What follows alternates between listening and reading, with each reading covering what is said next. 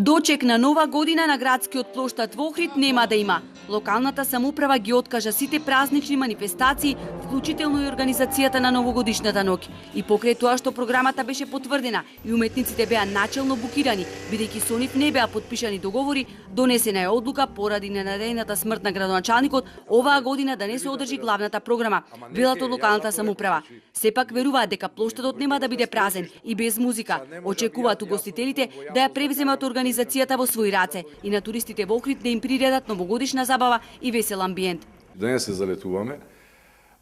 Не можам да потврдам, меѓутоа ставот на локалната е, на раководителите, на секретарот, ако сакате, и на сите вработени, дека нам не ни е до славење.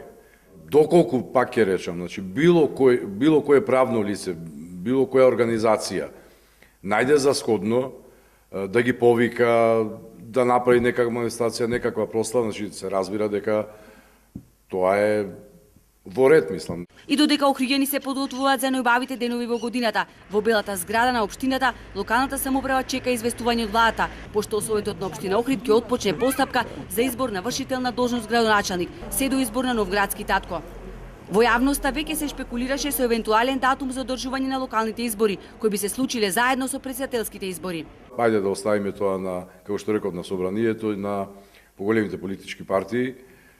Сепак е тоа политичка одлука, но верувам дека и тие рокови ќе бидат скратени, дека ќе се пристапи кон избор на градоначалник, претпоставувам дека тоа ќе биде во текот на пролет.